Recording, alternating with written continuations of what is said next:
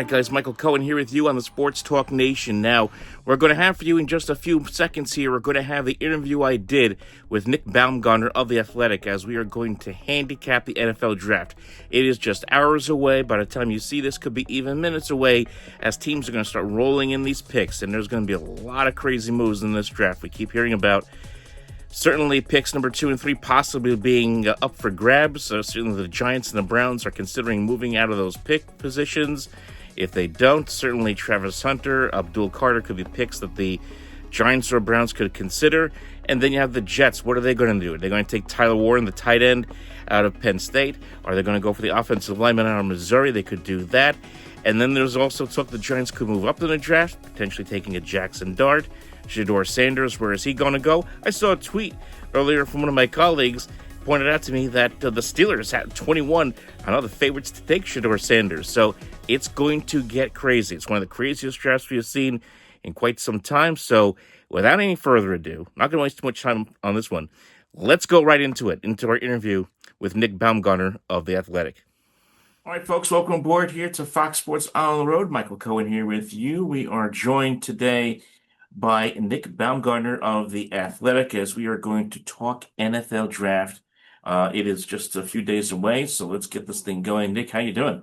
Good, Michael. How are you? Ready to roll. It's draft time, right? It's draft season. Absolutely. It is draft season.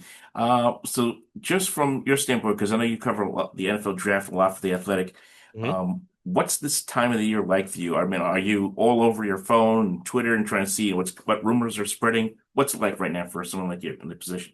I do a lot of these actually this time of year. A lot of people want to know. I mean, I think at this point, the teams always say, that they're dealing with everything and shuffling the board right up until the 0 hour. But I really think that most of that stuff is they kind of know what they're going to do. I think the last couple of weeks are always just smoke screens. Like that's how I've always sort of viewed it. The craziest rumors that never came true in draft history always sort of happen in April leading up to it. So it's certainly busy, but like a lot of it is just sort of like trying to deflect what's real and what's just like nonsense that people are throwing out there, which happens a lot. Absolutely. All right. So the rumors this year, of course, have been incredible. We can go with a number of different players. I think everyone's kind of set on Cam Ward going number 1 to Tennessee. Hmm. I heard going in this morning that the Titans were blown away by his interview, so it sounds like they're going to go with him. But after Tennessee, Cleveland, the Giants, Abdul Carter, Travis Hunter, Shedeur Sanders, these are all the names that we hear get thrown out there. How do you see this shaping out? Do you think we could see some movement with those teams? I think that they would love to do it. I don't know if it's going to happen though. Like I think both Cleveland and New York would love to do it. And there was a while there where I was kind of like, Tennessee might want to do it too. It's just I don't know if anybody's going to do it with them. And that's kind of the same thing we're talking about with Cleveland and New York. I almost wonder either New York really liked Shedeur Sanders or they have just gone out of their way to try to make it look like they're going to take him so somebody will trade with them and so they can get out of there. I don't think he's going to go in the top 3. For me, I think, like you said, Cam Ward seems like almost as close to a lock as we can see in this draft. And then for me at 2, if you're Cleveland, I gotta think it's got to be Travis Hunter. Like he's the best player on the board, regardless of position, and I think he's the best player on the board by some distance. So, a guy that can help you on either side of the ball, possibly at the same time, in the same year, whatever it is. And a guy, at Cleveland, when you look at them, they just need everything. Like it's not Cleveland and the Giants, and really Tennessee too. They're not good situations for a young quarterback, especially these quarterbacks. And you really need guys that can come in there and help change your culture in other areas that you don't have to put so much pressure on a rookie quarterback to come in there and sink or swim immediately. And that's my kind of worry with Shedeur. So I say Hunter probably there at 2 with the Browns. And then if I'm the Giants, I'm either trying to trade out of there or I'm taking Abdul Carter or maybe Mason Graham or maybe one of those offensive linemen before I take Shedeur. I just don't think that that's going to be a good deal for him. I like Shedeur. I think he's a first round pick in this draft. I just don't see it in the top 3. I have a hard time kind of seeing it in the top 10, but New Orleans might be, the team that does it there too. So we'll see how it goes, but I don't think we'll see 2 quarterbacks in the top 3. I think that's my pick on that one. I tend to agree with you, but I'll say this about the Giants. signing Russell Wilson and Jameis Winston has really taken them out, I guess, in some way Hmm. of drafting a quarterback or the need to draft a quarterback that high. It would be wild if they somehow trade down and Shador's just sitting there, or maybe they, fall in love with someone like Jackson Dart or someone like that Yeah. later in the draft. Is that certainly a possibility? Yeah, that's what I feel like the Giants should be sort of hoping for or looking at is like number one, obviously if Shador falls or something crazy like that, then that's a different conversation. And maybe you could trade back up and get him if you really like him that much. But I really think that given the Jackson Dart, Tyler Shuck, and Jalen Milroe at the top of the second round, I kind of or even at the bottom of the first, I kind of like those guys, for the Giants and the Browns, quite frankly. Mm. Guys that you can get in here that you can maybe give some time to sit there and watch and learn. You're not investing your most premium asset in them, so you're still going to get a really good player and a starter that can help you, but you're also addressing a position where there's guys, this isn't like I've said a bunch, this is not a bad quarterback class, it's just not an elite one. And everybody, including Cam and Shador, have holes that need to be cleaned up. Same conversation for Jackson Dart, Shuck, and Milroe. And I kind of feel like Shador is probably closer to Dart and Shuck than he is to Cam Ward in the whole stack of things. So I think all of those guys, given the right situation and the right time, can end up being starters in the league.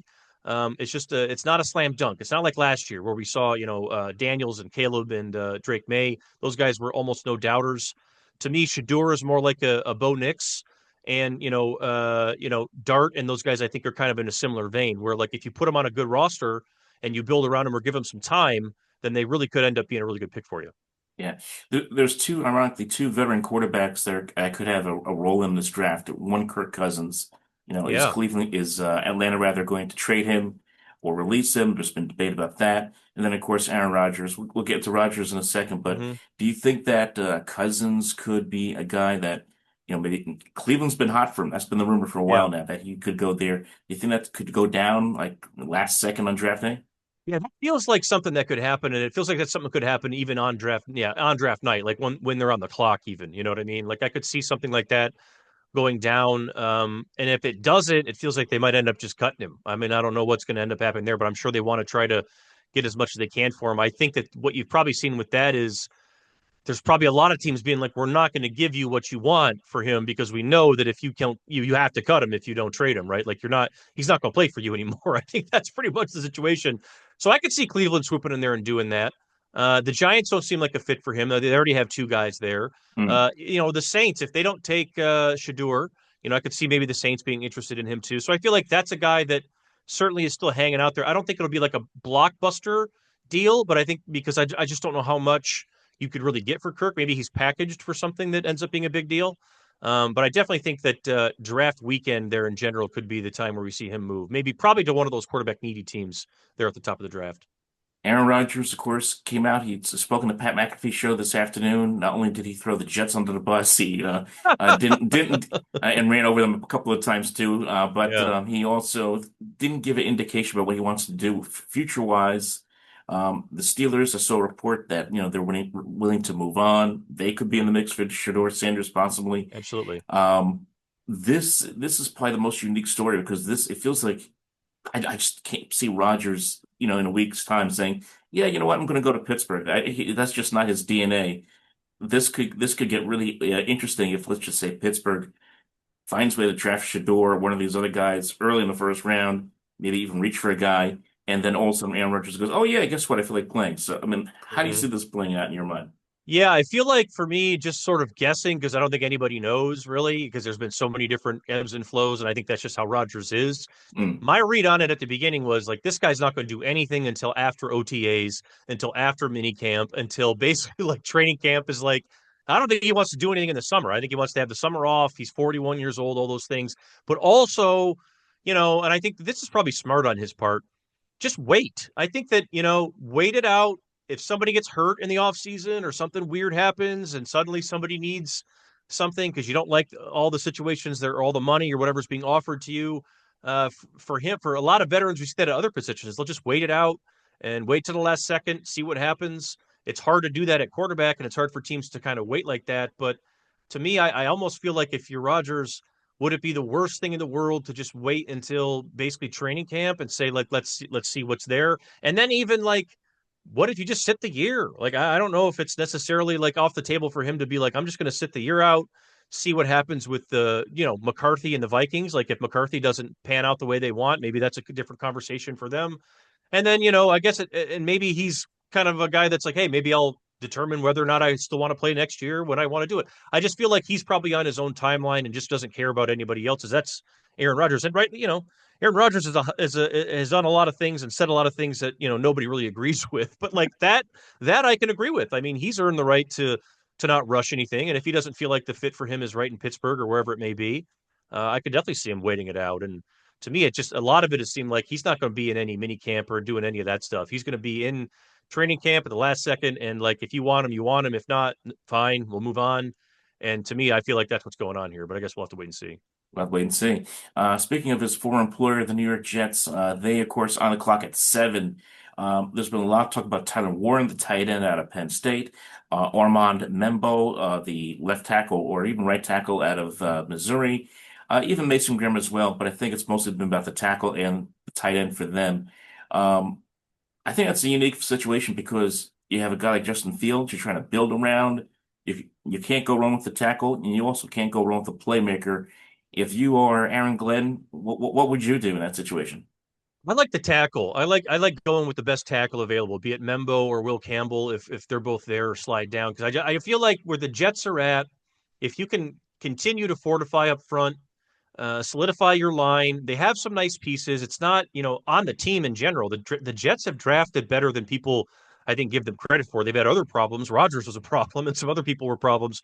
But they have good young talent on that roster that has been kind of up and down. And it's like I feel like if you can fortify the line, I like the fit with Justin Fields and Aaron Glenn. I think Aaron Glenn's going to be able to get a lot out of him, or at least get him committed and invested into the whole thing. Because I don't think you can play on Aaron Glenn's roster and not be committed and invested into the whole thing. So I like that, and I feel like that could end up being a decent or a nice signing for them. That could be one that people talk about in a year or say, hey, that was a heck of a deal because Fields is now coming into that age where it's a lot of these quarterbacks they go through the ups and downs, they learn trial by fire, and then they get to this point and it's like it slows down for them. And if you can sort of help them with pieces in front or, weapons somewhere, the tight end would be also another option there too. But I really do feel like the tackle would be the way to go. I remember back how they started it out in Detroit when he was there. Their first pick was Penny Sewell, and they had Jared Goff at the time, who not a lot of people were still buying on, a little bit similar to what Fields is. So if you put your confidence in your quarterback,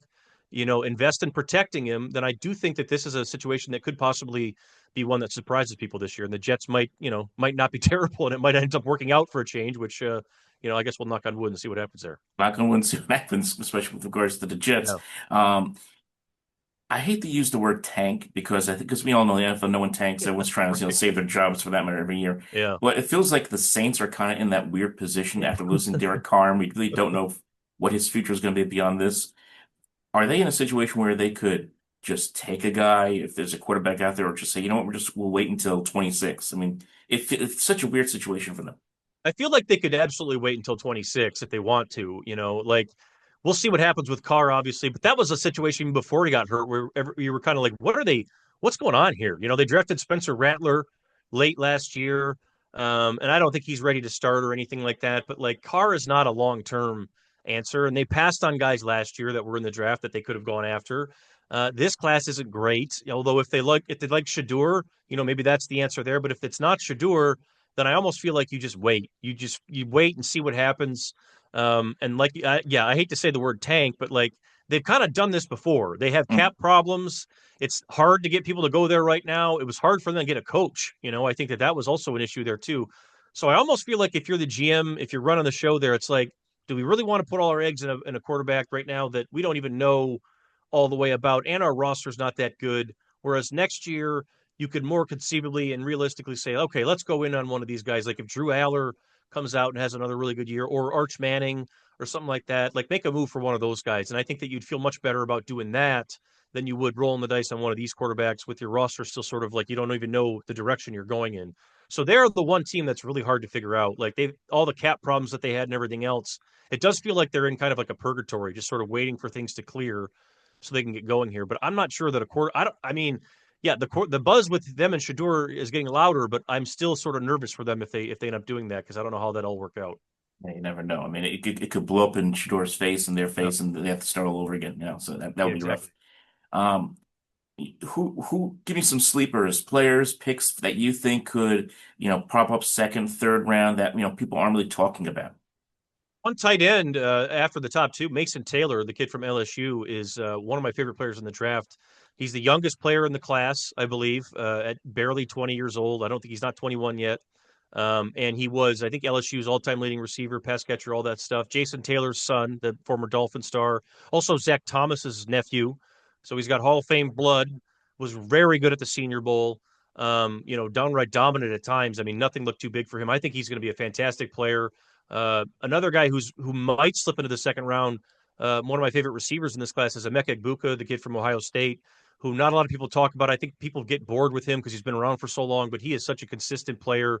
Reminds me a lot of where Ladd McConkey was last year with the Chargers, a guy that fell farther than he probably should have. And then there's some other guys down there. Tate Ratledge, the guard from Georgia, who I think is probably going to end up going on day two. A really, really good football player. Probably only a guard, and I think that sort of hurts him in a class like this where you got a lot of guys like Gray Zabel and Kelvin Banks who can probably play multiple positions. Whereas Ratledge is probably only a guard, but I like Tate as a people mover who can come in and play right away. Like if he ends up on a good team with a good line, that could end up being an outstanding. Like if Detroit or somebody like that got him, that would be an outstanding pick. Or Baltimore, whatever it ends up being there too. Like that would be a great pick there. So those guys, Donovan Jackson, the other offensive lineman from Ohio State, who's a guard tackle kind of hybrid. We'll see how far he slides down the board as well. But a lot of good guards, a lot of good, not as many good tackles, but this is a sneaky good guard class. It's a weird class, like a lot of good tight ends, a lot of good running backs, a lot of good guards. It's the anti positional value class, I think, in some ways, but kind of a fun one either way. It really is. It really is. Again, we're here with Nick Baumgardner of The Athletic. Nick, I know that Rutgers has had made a bit of an impact. They had a huge pro day about a month ago. A couple of names that get thrown out there a lot. Of course, their offensive lineman is getting a lot of play, and also Kyle Monanagai, running back. Just your thoughts about where they could end up if late fourth, fifth round, possibly. Yeah. I think Monungai could be a really good like a steal for somebody because this class is so deep at running back, and he was one of the best, downhill, load him up, gap runner who can still go outside and make plays, like a really dependable football player that I feel like in other years where the class was thinner, we'll be talking about him in like the second or third round possibly. Like he's a really good player who I think is probably a day three guy in this class that could come in and probably get like co-starters reps for somebody. They leaned on him a ton at Rutgers, and rightly so. He was a really consistent football player. I like him a lot. And then Holland Pierce, the big Yeah. dude, the tackle, is like a lot of people like him because he's just massive and he's got a lot of power and he's incredibly long. I do think he's probably also a day three guy though because he's so big and he's got some stiffness to him. He reminds me a little bit of DeJuan Jones, the kid that played at Ohio State a few years ago. I mean, he's playing pretty well with Cleveland actually right now. But I think Pierce is one of those guys. I saw him at the Shrine Bowl, I believe it was, where some reps he just completely erases people, and then there's other reps where speed can kind of be a problem for him. But he's also played a lot of football. Really tough kid. I like both those guys. I think they're both going to end up drafted and both probably be somebody that helps out a team in some capacity next year. Gonna be a lot of fun. I'm looking forward to this. It's gonna be a good draft. Even if it's not a quarterback heavy draft that everyone likes to jump on, it's gonna be interesting to see how this thing plays out. A lot of running backs, man. Like that's the Oh, thing. I think there's a lot of fun prospects, and there's like 8 tight ends, and I think at the end of the day, like 30 running backs are probably going to get drafted, which is going to be about the highest in at least a decade, probably more than that. So, still some quality talent here to be had. yeah, it's like a running back renaissance. Thanks to Saquon Barkley, it really is. Perfect timing. Perfect timing. Exactly. It really is. All right, Nick, I appreciate you coming on board here on Fox Sports Radio New Jersey. So I look forward to hearing from you again down the road. Absolutely, Michael. Thank you. Thank you.